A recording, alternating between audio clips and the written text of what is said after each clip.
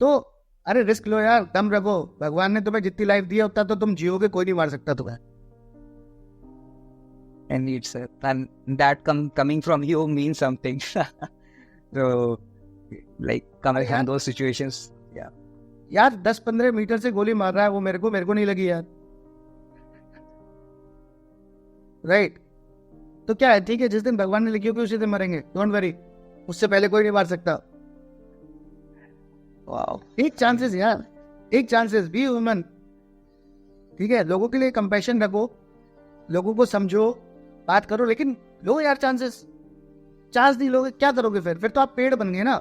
एक पेड़ होता है, वो एक जगह पे खड़ा होता है, वो पूरी जिंदगी वही काटता है। ये तो इंसान और जानवर होते हैं कि भगवान ने हमें पैर दिए। अगर भगवान ने पैर दिए तो चल, और उसके कमांडिंग ऑफिसर उस टाइम पे lieutenant colonel Desmond de Hayde थे, जो एक कनाल है वहां पे, चुगिल कनाल, उसको क्रॉस करके, and if I am not wrong, Pakistan की 18 पंजाब पठान बटालियन, उसको टोटल वाइप आउट कर दिया था इन लोगों ने। जो कि पहले से पोजीशन लेने वहां आ रही थी, यहां से एडवांसिंग फोर्स जाती है और डिफेंडिंग फोर्स की बटालियन को पूरा खत्म कर देती है, एंड जाके लाहौर के आउटस्कर्ट्स पे खड़े हो जाते हैं। उस उनसे जब मैं मिला और उनकी बुक भी पढ़ी मैंने, और उनसे तो मैं लाइव में उनको मिला था, ब्रिगेडियर हेड को, उनसे मैंने हाथ मिलाया। पॉडकास्ट के एक और एपिसोड में आप सभी लोगों का वेलकम है। और जैसे कि हम लोगों को कमेंट्स आ रहे थे, हमने कोशिश की है कि हमारे साथ इस एपिसोड में भी एक बहुत ही स्पेशल गेस्ट आए। तो आज हमारे साथ हैं major Lavendra Chaudhary sir. Sir ex NDA हैं। सर ने राष्ट्रीय राइफल्स में काफ़ी टाइम सर्व किया है। सर ने नॉर्थ कश्मीर में काउंटर इंसर्जेंसी ऑपरेशंस में भी काफ़ी टाइम सर्व किया है। उसके बाद सर एक डेटा साइंटिस्ट भी थे, और आज सर ने एक नया एडवेंचर स्टार्ट किया है अपने एडवेंचर टूरिज्म के साथ। So with all that, I would like to welcome sir on the podcast. Thank you very much, Arun. It's so nice talking to you, and I'm sure we are going to enjoy a lot. Definitely sir, definitely. Sir आपने pink Floyd के गाने सुने? Pink Floyd दो band है। हाँ सुने हैं। उसका एक गाना है sir, wish you were here. उसके ना 2-3 लाइंस हैं, मैं ऐसे ही पढ़ देता हूँ, मैंने लिख के रखी थी। सो दे गो bye somewhat like, did you exchange a walk on part in the war for a lead role in a cage. तो इस एपिसोड के लिए जब मैं रिसर्च कर रहा था, तो मुझे लगा कि you have done way more than a walk on part in the war. And ये सब करते करते आई came across your photographs YouTube में और वो सारी चीज़ों में। एक फोटोग्राफ थी जो बिल्कुल स्टैंड आउट करी मुझे। उसमें ना आपने गन पकड़ी हुई है, आई थिंक इट्स AK-47 और समथिंग, और आपने ऐसे पकड़ा हुआ है उसको। एंड अब अपने एक्सपीरियंस से सर मुझे ऐसा लगता है, one thing is that people can say something, और एक चीज़ है जो उभर के आती है बाहर। तो मेरा पहला question sir, I hope so it's not डम, but what is the relationship of a soldier with this weapon sir? बीवी से ज्यादा, गर्लफ्रेंड से ज्यादा। देखो मैं आपको बताता हूँ, आई एम नॉट श्योर आप कौन से फोटो की बात कर रहे हो। एक फोटो जिसमें मैंने पैर ऊपर रखे हैं एंड वेपन मेरे हाथ में है, राइट? हाँ, इस पोजीशन में है सर। मैं चेयर पे बैठे हूँ। जी जी जी सर, जी सर। ओके, वो जो वेपन है वो VZ है, ओके। एंड बड़ी स्पेशल वेपन है वो, और I will love with that weapon. AK-47 के अलावा मुझे वही सबसे अच्छी लगी। एंड वेपन जो होता है ना, एक सोल्जर, लाइक एक राइटर होगा, पोएट होगा, तो वो उसका पेन उसके हाथ में रहता है, राइट? तो उसी तरीके से एक राइटर कुछ नहीं है अगर उसके पास पेन नहीं है, वैसे ही एक सोल्जर कुछ नहीं है अगर उसके पास वेपन नहीं है। तो weapon is more than the girlfriend, more than the wife, ठीक है? आप कहीं भी जा रहे हो, ऑपरेशन में जा रहे हो, कुछ भी इवेंचुअलिटी आती है, आप लड़ोगे कैसे? आपका साथ देने वाला जो सबसे पहला चीज है वो आपका वेपन है। अगर आप अपने वेपन के साथ, मतलब weapon should be like a part of body, specially अगर आप सिटी रोल्स में हैं या बैटल काइंड सिचुएशन में हैं, तो अगर आप वेपन के साथ बहुत कंफर्टेबल नहीं हो और वेपन आपके साथ कंफर्टेबल नहीं है, तो देयर इज समथिंग रॉन्ग। तो एक बार को आपकी आपकी गर्लफ्रेंड आपको छोड़ के धक्का देके चली जाए, आपकी बीवी आपको छोड़ के चली जाए, चलेगा। अगर वेपन ने आपको धोखा दे दिया तो सिर्फ भगवान है। सर जब आपने बड़ी इंटरेस्टिंग बात की कि आप वेपन के साथ कंफर्टेबल हैं और वेपन आपके साथ भी कंफर्टेबल होना चाहिए, by that do you mean कि उसकी जो प्रिपरेशन है, जो उसका रख रखाव है या उसका मेंटेनेंस है, so does that lead to it? Right. So basically क्या होता है कि वेपन आपको तब सपोर्ट करेगा जब आप वेपन को सपोर्ट कर रहे हो। So what I mean by that is, हम अपना वेपन, जैसे मैं अपना वेपन अपने हाथ से सर्व करता था, अपनी मैगजीन्स में गोलियां मैं अपने हाथ से भरूंगा, ठीक है, उसका फायरिंग पिन चेक करना है, ब्रीच ब्लॉक चेक करना है, उसका मजल चेक करना है, उसको जो कुछ भी है वो सब मैं अपना काम अपने हाथ से करता था, क्योंकि मुझे मेरा वेपन पूरा अच्छी तरीके से पता होना चाहिए, पहली चीज। तो ये कॉन्फिडेंस आता है एक सोल्जर के अंदर कि मेरा वेपन बिल्कुल फिट है, मैं जब दुश्मन के सामने जाऊंगा मेरे को ये सोचना नहीं है कि मेरा वेपन सही से काम करेगा कि नहीं। That is first part of it. Now second part क्या होता है, जब आप वेपन लेके चल रहे हो, ठीक है, वेपन जो राइफल होती है वो अपना पर्सनल वेपन होता है हमारा, ठीक है, तो वो मेरी बॉडी के हिस्से की तरह काम करना चाहिए। जैसे मैं अगर कोई मेरी तरफ बॉल फेंकता है तो मुझे कहना नहीं पड़ता अपने हाथों को कि जाओ बॉल पकड़ लो। सेम वे जब मेरे सामने दुश्मन होता है तो मुझे किसी को पूछना नहीं है, किसी से बात नहीं करनी है, मेरा ठप से मोशन होना चाहिए, मेरी गोली चलनी चाहिए जब मुझे चलानी है। मेरे mind, body, soul and weapon, ये सब एक अलाइनमेंट में होना चाहिए, क्योंकि दुश्मन मौका नहीं देगा। तो दूसरा जो पार्ट है वो है वेपन हैंडलिंग का। तो हम इंडियन आर्मी में हम लोग इतना ट्रेनिंग करते हैं, एंड राष्ट्रीय राइफल्स में काउंटर टेररिज्म में तो मैं एक ऐसी जगह भी रहा हूँ जहाँ 24 घंटे वेपन मेरे हाथ में रहता था। इट्स लाइक मैं जब सोता था तो वेपन मेरे बगल में सोता था, राइट।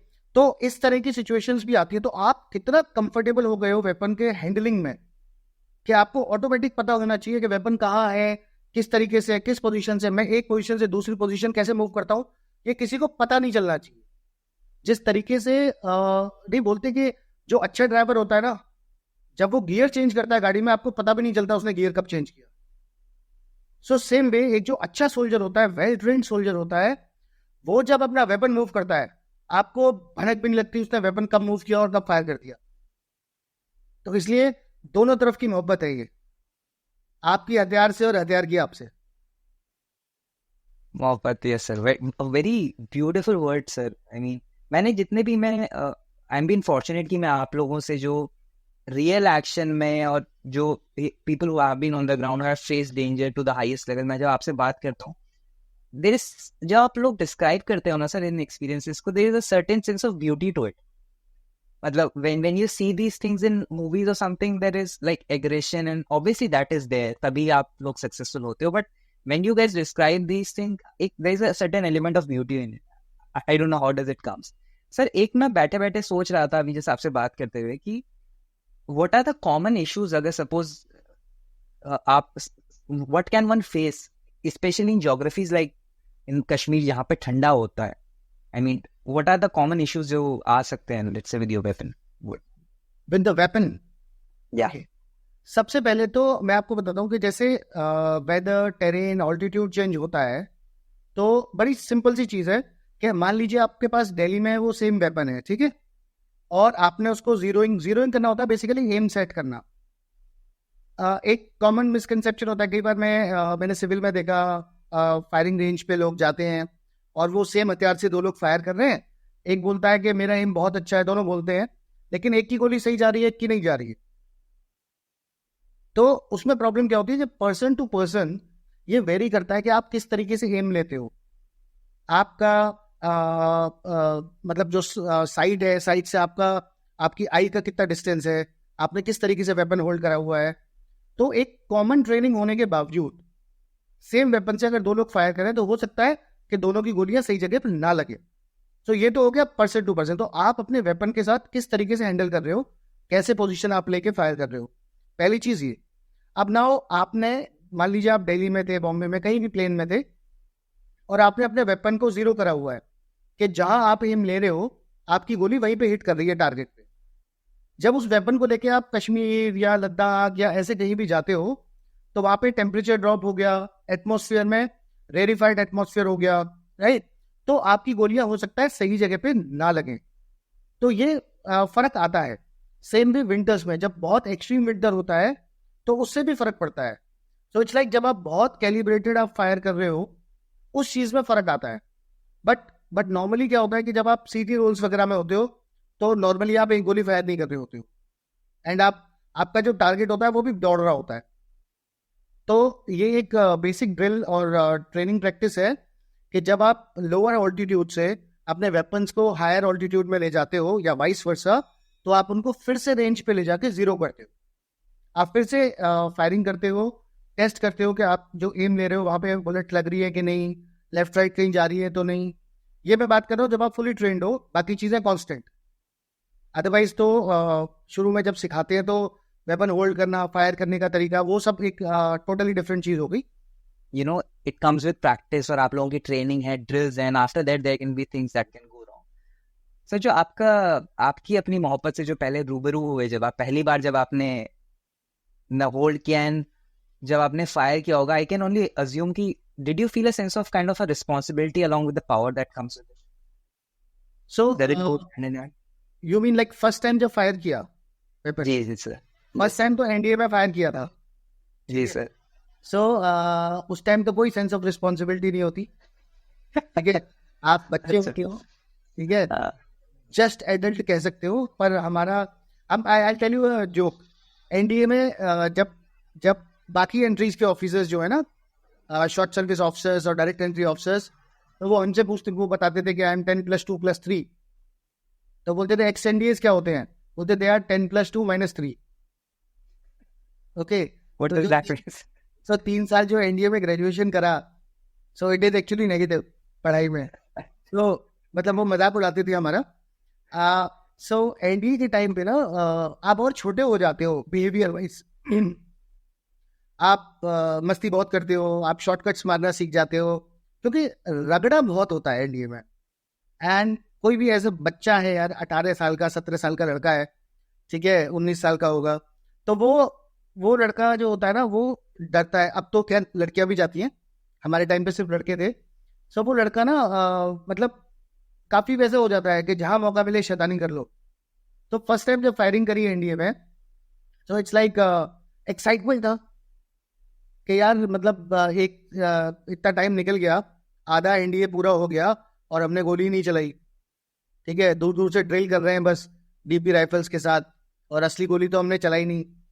तो बड़ा एक्साइटमेंट होता है वो. और जाते हो आप तो बहुत फनी लगता है, उस्ताद आपको सिखा रहा होता है. अभी जब आप ये क्वेश्चन पूछ रहे हो तो मैंने लुक बैक, तो मुझे लगता है कि यार मतलब हम कैसी हरकतें करते थे. ये उस्ताद हमें आके हमें सिखा रहा है कि शोल्डर कहाँ रखना है, हाथ कैसे पकड़ना है, वेपन हैंडलिंग मतलब उसको पकड़ना कैसे है, ग्रिप कैसे बनेगी, पिस्टल ग्रिप पे कहाँ हाथ रहेगा, एंड उस टाइप की चीजें, एम कैसे लेना है, बड़ा बेसिक. अब हमें लगता है कि बहुत बेसिक है. सो उस टाइम पे सेंस ऑफ रिस्पॉन्सिबिलिटी नहीं होती बहुत ज्यादा. बट एज यू ग्रेजुएट अब, जब आप फायरिंग वायरिंग करते हो, वेपन हैंडलिंग होती है खूब सारा, आप वेपन के साथ मतलब you are playing with the weapon, you are with the weapon throughout. And फिर आपको रियलाइजेशन होता है कि यार मैं क्या कर रहा हूँ. फिर आप दूसरों को देखते हो, आपके इंस्ट्रक्टर्स होंगे वहां पे, ऑफिसर्स होंगे सीनियर, जो वो भी फायरिंग करने आ रहे हैं. तो जब आप उनको फायर करते हुआ देखते हो, 10 थिंग्स चेंज. एंड उसके बाद फिर आप आईए में जाते हो, तब तक आपको पता होता है वेपन, अच्छे से आप समझ जाते हो चीजें. फिर आईएमए में जाके फिर से आपने फायरिंग करनी है, तब तक भी ठीक है. लेकिन मोमेंट आप ऑफिसर बनते हो, एंड ऑफिसर बनने के बाद जब आप अपने जवानों के साथ जाते हो ना, तब चीजें टोटली चेंज हो जाती हैं. एंड वो मस्ती जो थी, जो थोड़ा थोड़ा बहुत कैजुअल माहौल था, एंड कि कोई आपका पीछे, आपका टीचर, आपका उस्ताद खड़ा हुआ है, वो आपको बता रहा है, तब आप कर रहे हो, तो वो ऑटोमेटिकली सब कुछ चेंज हो जाता है. And then you come back to another grade. अब वो सेंस ऑफ रिस्पॉन्सिबिलिटी आ जाती है. अब आप रियलाइज करने लगते हो कि एक गोली से आदमी कितनी आराम से मर सकता है. अगर मेरी गोली गलत चल जाए, गलत व्यक्ति पे चल जाए, तो क्या नुकसान हो जाता है. एंड फिर उसके बाद चीजें याद आती है कि हमारे इंस्ट्रक्टर्स ने हमें क्या बताया था, उन्होंने हमें क्या सिखाया था. राइट, डायरेक्टिंग स्टाफ हमारे डीएस होते थे, वो हमें क्या बोलते थे. तो जैसे हमें बताया था कि most fatal is the friendly fire. अगर अपने लोग सही जगह से नहीं बैठे हुए हैं, मतलब एम्बुशेस में या कहीं भी पेट्रोलिंग, अगर हम माइंडफुल नहीं है और गलती से गोली चली, तो जरूर कैजुअलिटी हो. एंड ये जब आप एक्सपीरियंस करते हो, जब आप सिटी जोन्स में होते हो, एंड कोलेटरल डैमेज होने का बहुत ज़्यादा चांसेस होता है। बिल्ट अप एरिया में हो, गांव में घर हैं पास में, लकड़ी के बने हुए घर, एंड वो सब सिविलियन जनता है वहां पे, अपने फौजी चारों तरफ लगे हुए हैं। उस टाइम पे ये माइंड में आता है, तो आप बड़ा सोच समझ के फिर एक्शन करते हो कि मेरी गोली, आपने गोली चलाई दुश्मन की तरफ, वो दुश्मन भाग रहा है, वो रुका नहीं रहेगा ना। आपने उसको मिस किया तो गोली कहाँ जाएगी, और अक्सर गोली मिस होती है उस माहौल में, अक्सर गोली मिस होती है जब दुश्मन के ऊपर होती है। लेकिन अगर गलती से गोली चलती है तो वो जरूर किसी ना किसी की लगती है। तो वहां से वो ग्रेविटी, वो सेंस ऑफ रिस्पॉन्सिबिलिटी, वो फिर वहां से आता है, उस टाइप की चीज है। सर मैं ना जनरली मेरा इस पॉडकास्ट करने का मेन एम ये है कि जो इनसाइट्स हैं, जैसे जिस तरीके से आप लोग सोचते हैं, या the people who I believe are people who serve as a role model to the society, हम लोग उनकी थिंकिंग समझ पाए, उनके how how does their brain functions exactly. आपकी बात जब मैंने अभी सुनी है एंड इट रिमाइंडेड मी, मैं किसी ब्रिटिश एसएएस ऑफिसर की बात सुन रहा था, and he was in an interview, and I found कि वो इंटरव्यू में मेरे जैसे सवाल ही पूछ रहा था। उसने पूछा कि आपको याद है कि आपने कितने किल्स करे हैं, and the reply was so interesting. He says कि आई डोंट रिकलेक्ट और I don't want to recollect कि शायद मैंने कितने किल्स किए हैं, but I do want to always remember कि कितने टाइम ऐसी सिचुएशन थी जब मुझे गोली नहीं चलानी थी और मैंने नहीं चलाई। सो I mean such a commonality sir. देखो ये रहेगा जब आप ऑपरेशन में जाते हो। देखो फौजी, कोई भी फौजी है, किसी भी रैंक का है, राइट, वो एक ऑपरेशन में जा रहा है, उसके सामने एक दुश्मन खड़ा है, दुश्मन उस पर गोली चलाता है, वो दुश्मन पे गोली चलाता है, राइट। अभी क्या होता है कि मैं उसको पर्सनली नहीं जानता। जितने भी ऑपरेशंस में मैं रहा, जहां भी मुझे मौका मिला दुश्मन से फायर करने का, फायर एक्सचेंज हुआ, हमारा कॉन्टेक्ट हुआ, वहां सारे में मैंने एक चीज देखी, वो जो आदमी है मैं नहीं जानता वो कौन है, ठीक है, उसका नाम अल्फा बीटा गामा कुछ भी होगा, मैं नहीं जानता उसको। मैं सिर्फ इतना जानता हूं कि वो एक टेररिस्ट है जो मेरे घर में घुस के आया है। मैं उसके घर नहीं गया, वो मेरे घर घुस के आया। वो मेरे घर घुस के आया, उसने मेरे देश के खिलाफ जंग शुरू करी, वो हथियार लेके आया, वो मेरे देश में नुकसान करने आया। और हिंदुस्तान ने मुझे और मेरे जैसे जो बाकी वहां पे थे और हैं, उनको इसीलिए रखा है कि ऐसा आदमी नहीं आए। तो मैं उसको रोकने की कोशिश करता हूँ, वो गोली चलाता है, मैं गोली चलाता हूँ, मैं उससे वेल ट्रेंड हूँ, मैं उसको टोकता हूँ, सिंपल। तो मेरा वो सेंस नहीं है, मैं किसी आदमी को नहीं मार रहा, राइट, मैं किसी आदमी को नहीं मार रहा, मैं एक दुश्मन को मार रहा हूँ। और दुश्मन और आदमी में बहुत फर्क होता है, और मैं उस दुश्मन को मार रहा हूँ जो देश का दुश्मन है। अगर मैं उसको नहीं मारता तो मैं गलत करता हूं। मेरी ड्यूटी ही वो है। मुझे मुझे सरकार ने, एक भारत सरकार ने एक मुझे हथियार दिया, एमुनिशन दिया, मुझे वहां पे बिठाया, मैं किसी ना किसी तरीके से वहां पे छोटा बड़ा जैसा भी हूँ, कमांडर हूँ। तो अगर मैं ही नहीं करूंगा तो मेरे जवान कैसे करेंगे, और अगर हम ही नहीं करेंगे तो फिर कौन आएगा। क्योंकि अगर वहां पे उसको नहीं रोका गया ना, तो वो दिल्ली में आएगा, बॉम्बे में आएगा, ताज होगा, सरोजनी मार्केट होगा, कहीं कुछ और होगा।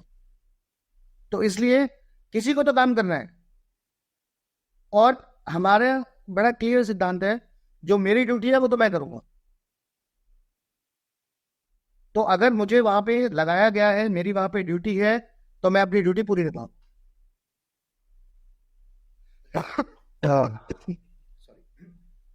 Sure, sir.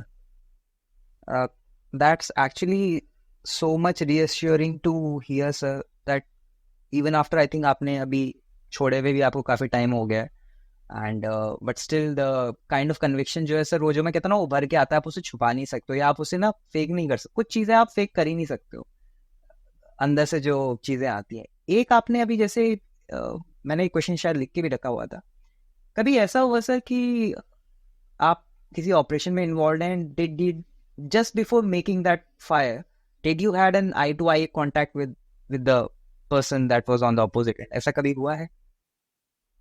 2-3 बार हुआ है। एंड एक बार तो काफी क्लोज कांटेक्ट था हमारा। एंड एक्चुअली सोचना पड़ता है कि कौन सी इंफॉर्मेशन देनी है. सो राइट. सो एक बार हुआ था कि काफ़ी क्लोज आ गए. ओके, एक ड्रिल होती है हमारी. कई बार क्या हो रहा था कि कहीं एक्सीडेंटली कोई सिविलियन कैजुअलिटी ना हो जाए. तो जो सामने से व्यक्ति आ रहा है, नॉर्मली हम पहले आदमी को तो हम वैसे ही नहीं ठोकते, बट अगर आ रहा है कभी, तो आप उसको पहले ऑब्जर्व कर रहे हो. जनरली रात में हो रहे होते हैं इस टाइप के ऑपरेशंस. आप उसे ऑब्जर्व करते हो, आप देखते हो वेपन वेपन है उसके हाथ में, नहीं है, क्या है. पर जब आपको लग जाता है कि वो टेररिस्ट है, तो राष्ट्रीय राइफल्स में हम क्या करते हैं बेसिकली, हम एक प्रोसीजर यूज करते हैं. गोली चलाने से पहले हम वो प्रोसीजर कुछ करते हैं जिससे कि वो जो टेररिस्ट, अगर वो टेररिस्ट है तो वो एक तरीके से रिएक्ट करेगा, और अगर वो सिविलियन है तो वो किसी दूसरे तरीके से रिएक्ट करेगा. फॉर एग्जाम्पल, आप ये समझो कि अगर कोई सिविलियन है और उसको पता चले वहां फौज बैठी है एम्बुश में, तो वो सीधा चिल्लाने लग जाएगा, हाथ वाथ ऊपर कर लेगा वगैरह. वो बताएगा कि मैं सिविलियन हूँ. एंड अगर टेररिस्ट होगा तो वो फिर हमें करेगा ही कुछ. तो मैं अपनी टीम के साथ था, एम्बुश लगा रखा था, एंड ये टेररिस्ट आ रहे थे. तो इनके साथ कोई सिविलियन नहीं था. सो 2 टेररिस्ट आगे आ रहे थे, बाकी उनके पीछे आ रहे थे थोड़ा सा, एंड उनने काफ़ी गैप रखा हुआ था. तो मैं, मेरा बडी, हम लोग वहाँ से देख रहे थे, ऑब्जर्व कर रहे थे. तो वो टेररिस्ट जैसे पास आए तो पहले वाले 2 जो थे वो हमारे काफ़ी क्लोज आ गए थे. आई थिंक होगा 15 मीटर, कुछ समथिंग लाइक दैट. तो वो काफ़ी क्लोज होता है, 15 मीटर वगैरह ना, आप पता ही नहीं चलता. तो वो बिल्कुल एकदम सामने आ गए, एंड हमारे पीछे से एक जगह से थोड़ी सी लाइट आ रही थी, तो वो उसका फेस में देख पा रहा था. एंड तो हमने अपना वो ड्रिल किया. जैसे वो ड्रिल किया, मैं उसको देख रहा हूँ, फटाक से, फुली ट्रेंड था वो नीलिंग पोजीशन में बैठा, उसने वेपन उठाया, ठक ठक ठक मेरी तरफ फायर शुरू कर दिया. जैसे उसने फायर किया, मैं और मेरा बडी थे, हमने अपना कवर लिया हुआ था, एंड मैं और मेरा बडी हमने फायर करना शुरू किया. एंड उस टाइम पे मतलब we could see, I don't know उसको मेरी शक्ल दिख रही थी कि नहीं, क्योंकि मैं अंधेरे में था. एंड वो, उसको हमने चूज ही ऐसे किया था, वो लोकेशन के उसके तरफ थोड़ा लाइट रहे, एंड उसने बैठ के टक टक टक टक टक बस्ट फायर शुरू किया, and then we fired upon him. तो हो जाता है ऐसे. I was just thinking, sir, थोड़ा बहुत मैंने ना हल्की फुल्की बॉक्सिंग करी हुई है, तो आई रिमेम्बर कि I mean before you punch और यू गेट पंच ना, तो आंखों के एक्सप्रेशन चेंज होते हैं sir. That is where you, I feel sometimes in about you win और lose, you can see through when you are gaining that edge, if I can say that. I don't know वहाँ पे कैसा होता होगा. तो before sir I move on to the next part, मैं आपसे पूछना चाहूँगा, मतलब मेरा ये पता नहीं गलत है सही है, मेरा एक नोशन है सर. मैं मानता हूँ कि जैसे जो पर्सनालिटी टाइप्स है ना, वो अक्रॉस एजेस जो हैं वो सेम ही रहते हैं. मुझे ऐसा लगता है कि अगर आप शायद थोड़ा पहले भी होते, let's say if you were born like 50 years back, और आप सोल्जर ही होते, do you think that there is a certain kind of warrior instinct, या certain kind of instinct that is there in people? I would say yes. ठीक है, लेकिन एक दूसरे पॉइंट से नो भी बोलूंगा. So it's like, you know, आपने किस एज में और किस तरह की आपने ड्यूटीज करी हैं, मुझे लगता है शायद उसका भी फर्क पड़ता है. अब जैसे मेरा अगर मैं सोचूं, तो मैं अभी बचपन से तो सीधा एनडीए चले गए, राइट, एंड फौज ही देखी और कुछ देखा ही नहीं. तो जो सीखा वहीं पे सीखा, अच्छा बुरा जो भी है, गुड बैड अगली, सब वहीं पे सीखा. एंड उसके बाद जब बाहर आए, तो फ्रेंकली मुझे थोड़ा सा लगा कि बाहर की दुनिया बहुत अलग है. लोगों के थॉट प्रोसेस अलग हैं, लोगों की बातें अलग हैं. एंड स्पेशली कॉर्पोरेट में भी मैंने जाके देखा, और बाहर भी आम आम लाइफ में, जो एक पर्सनल बॉन्डिंग हमारी होती है फौज के अंदर, जो एक म्यूचुअल ट्रस्ट है हमारा, वो बाहर नहीं है. क्योंकि बाहर तो मैंने जब जब जिस पे ट्रस्ट किया, तो मतलब it's been a good experience. लेकिन फौज के अंदर ऐसा नहीं था. फौज के अंदर ऐसा नहीं था, मतलब कभी कभी मैं जैसे सिविल जनता के पास जा रहा हूँ, एंड राष्ट्रीय राइफल्स में क्या होता है, आप ओपनली काम करते हो.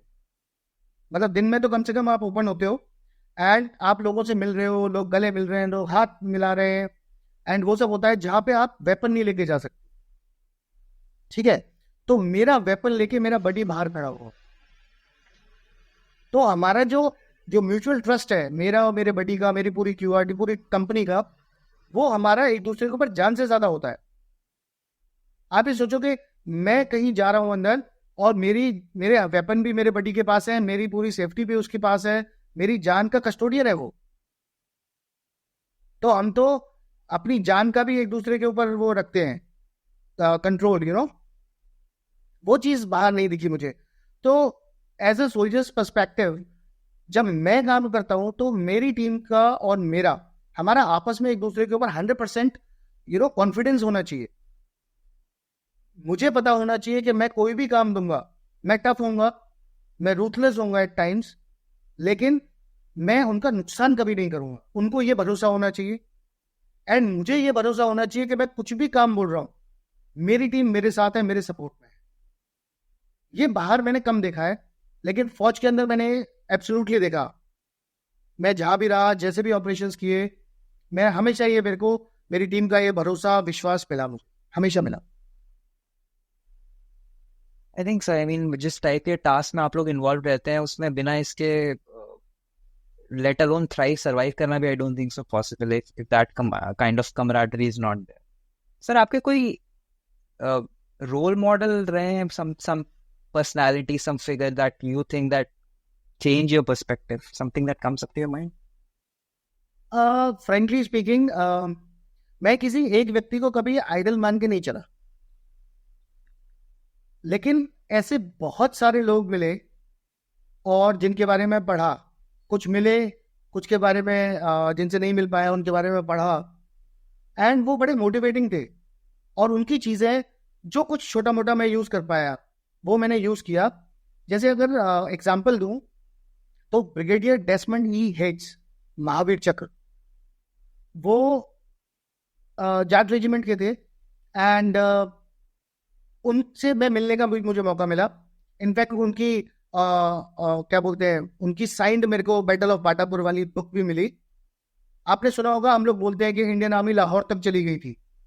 65 में sir, yes sir, exactly, canal cross करके वो। यस, आई थिंक 3 जाट थी वो बटालियन, और उसके कमांडिंग ऑफिसर उस टाइम पे लेफ्टिनेंट कर्नल डेसमंड ई हेड्स थे, जो एक कनाल है वहां पे, चुगिल कनाल, उसको क्रॉस करके, and if I am not wrong, Pakistan की 18 पंजाब पठान बटालियन, उसको टोटल वाइप आउट कर दिया था इन लोगों ने। जो कि पहले से पोजीशन लेने वहां आ रही थी। यहां से एडवांसिंग फोर्स जाती है और डिफेंडिंग फोर्स की बटालियन को पूरा खत्म कर देती है, एंड जाके लाहौर के आउटस्कर्ट्स पे खड़े हो जाते हैं। उस उनसे जब मैं मिला और उनकी वो बुक भी पढ़ी मैंने, और उनसे तो मैं लाइव में उनको मिला था, ब्रिगेडियर हेड को, उनसे मैंने हाथ मिलाया और उनसे वो स्टोरी खुद उनके मुंह से मैंने सुनी। तो वहां पे ब्रिगेडियर हेड्स के साथ में एक नाम और आता है, मेजर आसाराम त्यागी, जिनका हाथ फ्रैक्चर्ड हो गया था या कुछ तो उनकी इंजरी हो गई थी, मुझे एग्जैक्टली अभी याद नहीं है, और वो कहीं और पोस्टेड थे, लेकिन वॉर आउटब्रेक हुआ तो वो अपनी चोट छोड़ के और जबरदस्ती बटालियन आ गए कि मैं साथ में लड़ने जाऊंगा, और उन्होंने पूरे डेडिकेशन के साथ वो लड़ाई लड़ी। एंड आई थिंक उनको परमवीर चक्र के लिए रिकमेंड किया था, लेकिन उनको शायद महावीर चक्र मिला, समथिंग लाइक दैट।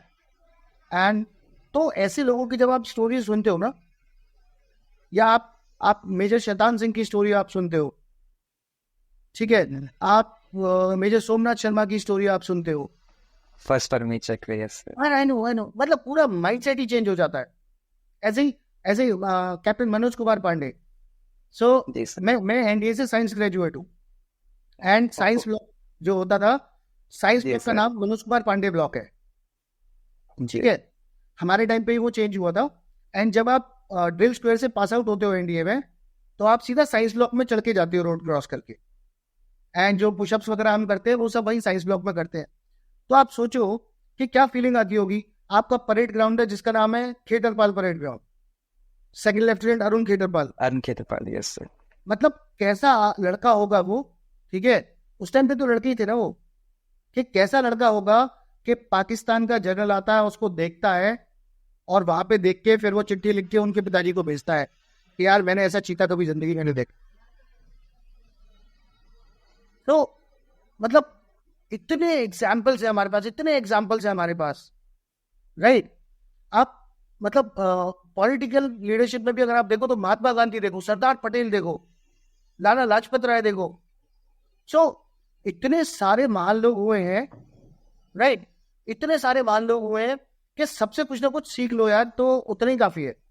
लेकिन अगर एक सिंगल आदमी को आइडल बना दो तो मुझे ऐसा लगता है कि हर आदमी एक इंसान है, तो उसमें कुछ अच्छा होगा तो कुछ बुरा भी होगा, राइट। जो ये महान लोग हैं, हो सकता है वो मतलब 100 में से 99 चीजें अच्छी करते हो, एक कोई आम आदमी होगा वो शायद 50-50 करता हो, राइट। तो उसकी जो अच्छी अच्छी बातें हैं, जितनी आपको समझ आए, एक्चुअली बड़े लोगों की बातें थोड़ी समझ भी कम आती है, तो जितनी समझ आए उतनी इम्बाइब कर लो, लाइफ हो जाएगी पूरी यार। वाओ। सो आपका ऐसा सेंस ऑफ ह्यूमर अच्छा है, आई थिंक सो। मैंने जितने लोगों से सुना, it really helps during stressful times. I mean It does, when it things does. chips are down, it really helps to, if you can keep yourself light. Sir, I mean, this is like a very hero type question, but did you ever have the honor of meeting Lieutenant General JFR Jacob? कभी कुछ interaction हुआ आपका? नहीं नहीं नहीं, उनसे नहीं मिला। He was also a very जितना मैंने पढ़ा है, मतलब अभी तो थैंकफुली ये जो मूवी आई है उस वजह से I mean field marshal Sam Manekshaw sir के बारे में इतना अवेयरनेस है, बट जो lieutenant general JFR Jacob sir का भी जो इनसाइट्स थे जो 71 में जिस वजह से हुआ, I mean they were phenomenal to read sir. मैं फील्ड मार्शल मानिक शाह से एक बार मिला हूँ oh, before my passing out. वो इंडियन मिलिट्री एकेडमी आए थे और तब मैं उनसे मिला था। And so I I I feel so lucky कि उनको मैं देख पाया एक बार लाइव, एंड उनका सेंस ऑफ ह्यूमर वाज जबरदस्त, out of this world, and great. What a personality was. मैं आपको बता रहा हूँ, मैंने पर्सनली उनको देखा है। मैं एज अ कैडेट था, मैं कमीशन नहीं हुआ था, और मैंने इनको देखा। आप ऑटोमेटिकली उनके सामने आप हिल जाते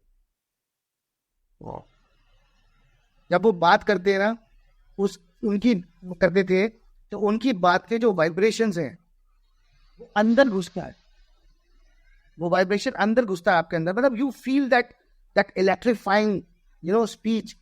जब वो बोलते थे, जो उनकी बातें थी, जो उनका सेंस ऑफ ह्यूमर था, एंड फिर आपको रियलाइज होता है कि इतना बड़ा आदमी इतना सॉफ्ट, इतना इजी कैसे हो सकता है। तो वो सॉफ्ट नहीं थे, ठीक है, वो सॉफ्ट नहीं थे। मुझे जो मेरा पर्सनल एक्सपीरियंस जो है, जो मैंने देखा, and he was very straight, very open, and he was a tiger, fearless. उनको सामने कौन खड़ा है उससे कोई फर्क नहीं पड़ता, मेरा जो काम है मैं करूँगा। तो उनसे फील्ड मार्शल मानिक शाह से तो मतलब ये एक चीज़ मुझे समझ में आई कि बिल्कुल फियरलेस, अपना जो है अपने आप पे भरोसा रखो and do the right thing. किसी से साला डरने की जरूरत नहीं है।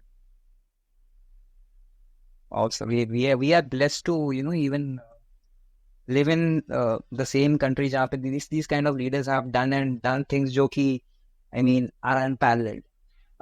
सर एक चीज मैं आपसे पूछना चाहूंगा, सिंस मेरी जितनी मैंने रिसर्च करी है, आई थिंक राष्ट्रीय राइफल्स एक ऐसी यूनिट है जो डिफरेंट रेजिमेंट से या डिफरेंट यूनिट से जो है सोल्जर्स लेती है। Now why I am saying this is कि मुझे ऐसा लगता है कि उस टाइप ऑफ इन्वायरमेंट में, स्पेशली डेडली इन्वायरमेंट में, जहाँ आप लोगों की लैंग्वेज में आप कहते हो आप हंटिंग के लिए जाते हैं, वहां पे जो लीडरशिप चैलेंज होगा, बिकॉज आई थिंक एक ट्रेडिशनल जो ट्रेनिंग होती है उसमें आप अपने सोल्जर्स के साथ रहते हैं, then there is a kind of trust and all that goes around with it, but इस काइंड ऑफ इन्वायरमेंट में आप सब लोग एक अमालगमेशन टाइप का होता है। How different is leading and how do you gain trust and respect in these kind of scenarios, जब बिकॉज आपके पास यार टाइम भी कम है रिस्पेक्ट गेन करने का, और उस रिस्पेक्ट को लेके एग्जीक्यूट करने का भी टाइम कम है। This is what I wonder है। क्या है बेसिकली, एक सेल्फ सस्टेनिंग यूनिट है। सो बेसिकली क्या है कि आपको लड़ाई के लिए, काउंटर टेररिज्म के लिए जो कुछ भी चाहिए, वो सब कुछ राष्ट्रीय राइफल्स के पास है। ओके, सो जितने भी एड्स एंड डेड्स होते हैं, मेडिकल है तो आपके पास डॉक्टर है, आपके पास EME, ASC, सारे लोग होंगे, सबकी डेट्स होंगी, सबके स्टाफ पोस्टेड होगा वहाँ पे, ऑफिसर्स होंगे। ऑफिसर्स बेसिकली क्या होता है कि because of shortage of officers, तो एक दो किसी ऑफिसर को छोड़ के बाकी सारे ऑफिसर्स फाइटिंग रोल में ही रहते हैं। हम कंपनी कमांडर्स, टाउन कमांडर ऐसी ड्यूटीज करते हैं एंड ऑपरेशनली हम इन्वॉल्व रहते हैं. नाउ जैसे मैं वहां पे था, तो नया नया जब आप पहुंचते हो, राइट, तो मेरे लिए सारे लोग नए हैं, सारे जवान नए हैं. इवन जो इन्फेंट्री ऑफिसर्स आ रहे हैं उनके लिए भी सारे अलग अलग बटालियन के जवान वहां पे आ रहे हैं, राइट. सो आपको एक तरीके से रीस्टार्ट करना है. सो पहले दिन तो आपको वर्च्यू पे ले लेंगे लोग कि आप कैप्टन साहब हो, मेजर साहब हो, आप आए हो पोस्टिंग, राइट. लेकिन उसके बाद सी you can not hide anything.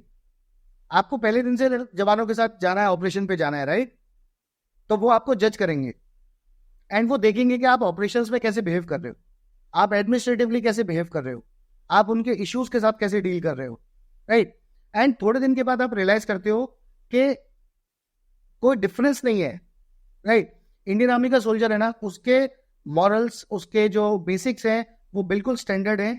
थोड़ा बहुत ट्रेनिंग का डिफरेंस रहता है कि like for example armoured arty का जवान है तो उसकी थोड़ी अलग टाइप की ट्रेनिंग हुई है, इन्फेंट्री जवान की थोड़ी अलग हुई है, राइट. तो वो एक डिफरेंस रहता है. पर जब आप जाते हो एंड आप ऑपरेशनली इन्वॉल्व हो जाते हो उनके साथ जाते ही, तो उनको पता चल जाता है कि आप में कितना दम है, राइट.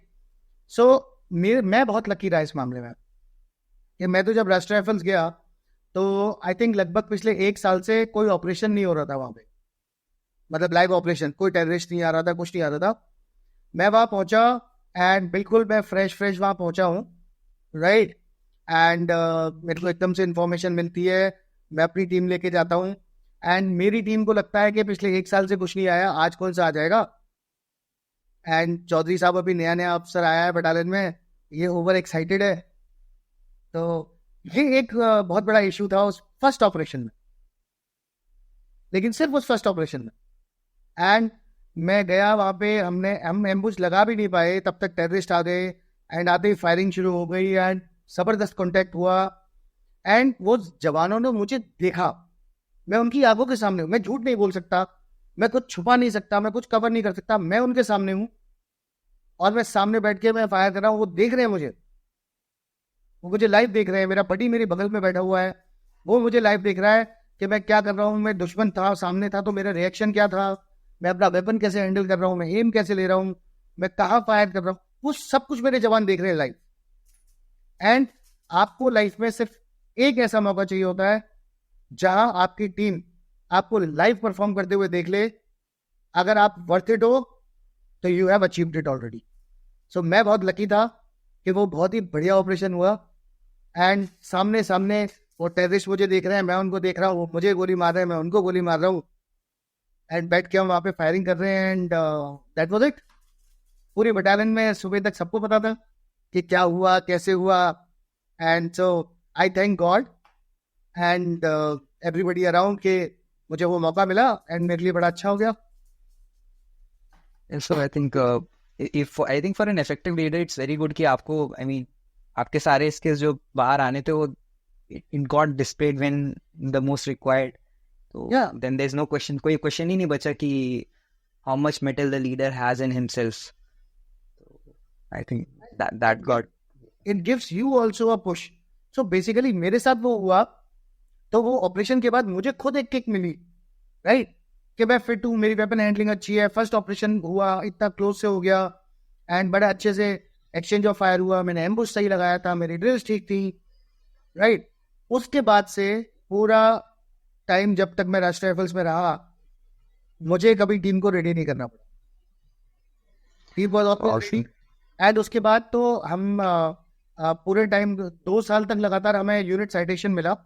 हमने सबसे ज्यादा सक्सेसफुल ऑपरेशंस किए पूरे इंडियन आर्मी में एंड बड़ा अच्छा लगता है जब आप देखते हो कि मैंने भी इसमें कुछ रोल प्ले किया है. सर आप किस if it is possible to you for you to tell कि आप किस पीरियड में थे वहां पे? मैं बताना चाहिए कि नहीं, मैं 2006 था. रहने देते sir, if there's a doubt let's leave it. So I think that is the best policy for everything in life. Yeah, just तो let's leave it sir. तो उस टाइम पे if I'm saying कि अगर आप इतना ज़्यादा इन्वॉल्व थे तो आपके ऑब्वियसली काफ़ी आपने कॉन्टैक्ट्स करे होंगे.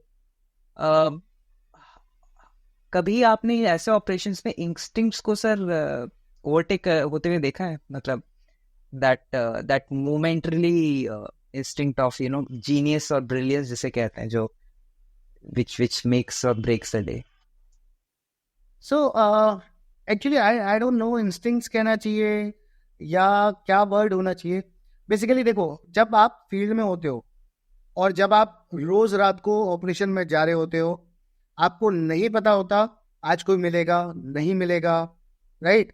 कोई खबर है, आपको नहीं पता वो खबर अच्छी है बुरी है, राइट, इफेक्टिव है कि नहीं है, और आपको नहीं पता होता कि मैं सुबह लौट के आऊंगा कि नहीं. और आप शाम को जब टाइम मिलता है आप मोबाइल उठाते हो, घर पे बात करते हो, और घर पे आप बोलते हो कि सब कुछ नॉर्मल है, सब कुछ बिल्कुल फ्री है, एंड आप उठते हो और मोबाइल स्विच ऑफ करके घर पे रखते हो रूम पे, और आप निकल जाते हो ऑपरेशन पे. नए जवानों को लेके, आपने वेपन वेपन लेके आप चले गए हो. आपको नहीं पता आप सुबह आओगे कि नहीं. जब आप ऑपरेशन निकल रहे होते हो, तो मेरे साथ कई बार हुआ ये कि कई बार होता है कि खबर है और आपको वो फीलिंग आ जाती है अंदर से कि खबर सही है कि नहीं है. एक तो वो हो गया. दूसरा, कई बार होता है, कई बार खबर नहीं होती, आपको जेनरिक खबर होती है, लेकिन आप ऑपरेशन लॉन्च करते हो और आपको फील आ जाता है कि यार आज तो कॉन्टेक्ट होगा. तो अब उसको आप इंट्यूशन कह सकते हो, या आप ये कह सकते हो कि बेस्ड ऑन एक्सपीरियंस आपको पता है कि किस बंदे ने क्या खबर दी है, वो इफेक्टिव होगी कि नहीं होगी. तो उस टाइप की आपको वो चीज आती है. तो it's a combination of all. पर हाँ, मैंने देखा है कि ज्यादातर जब कभी कोई ऑपरेशन होने वाला होता है सही में, एंड आप अगर ढंग से मेंटली कनेक्टेड हो अपने काम से, दिल से जुड़े हुए हो, तो आपको पता चल जाता है. इट इज समथिंग लाइक कि यू नो टेलीपैथी जैसे होती है लोगों को, कि आपको किसी से कनेक्शन है, आप किसी से अटैच्ड हो, प्यार मोहब्बत है, and उसने आपको याद किया, तो वो फील होता है कि यार वो मुझे याद कर रहा है, फोन आ जाता है सडनली. बाकी मुझे याद कर रही है. तो समथिंग लाइक दैट. तो पता नहीं, हो सकता है टेररिस्ट भी याद करते हो.